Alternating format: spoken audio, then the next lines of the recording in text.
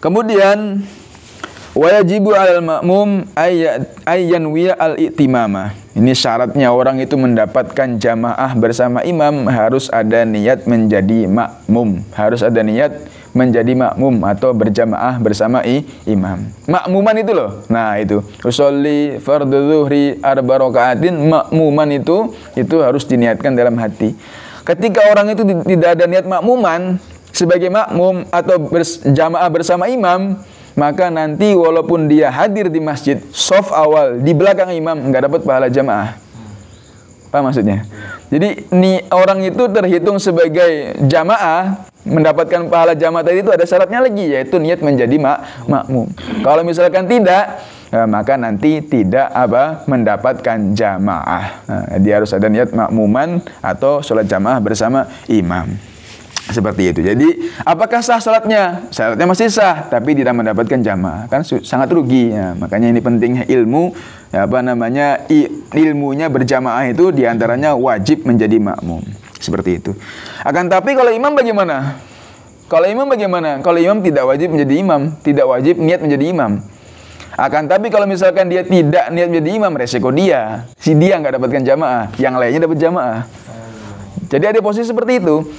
Kalau misalkan ada satu makmum, dia tidak niat menjadi makmum, maka dia yang nggak dapat jamaah. Tapi yang lainnya yang niat tetap dapat jamaah. Kalau misalkan itu imamnya, maka nanti imamnya nggak dapat pahala jamaah, tapi yang lainnya yang niat menjadi makmum, maka dapat jamaah. Kan lucu. Udah yang lainnya niat bermakmum, dia malah niat nggak jadi imam, tapi tetap sah. Tapi sangat disayangkan, yaitu ilmu mengenai menjadi makmum dan menjadi imam seperti itu. Okay. Kemudian selanjutnya ini terkait sama kita bermakmum kepada siapa saja yang boleh.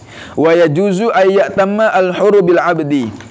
Seorang yang merdeka boleh bermakmum kepada seorang budak, hamba sahaya. Jadi di dalam hal jamaah, di dalam hal menjadi imam tidak ada persyaratan harus orang yang merdeka.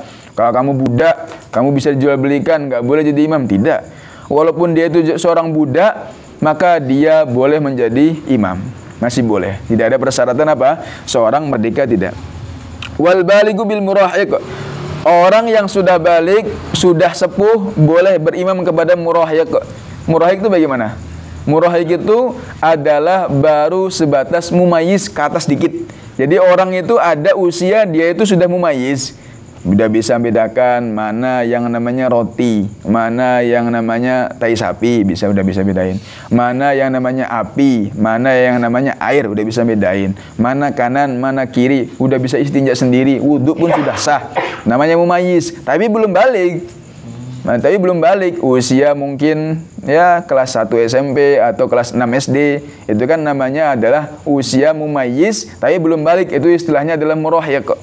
Dalam bahasa Arab istilahnya adalah murahiq. Lah, orang yang seperti itu, anak yang seperti itu, masih murahiq seperti itu, belum balik, apakah sah menjadi imam? Sah saja.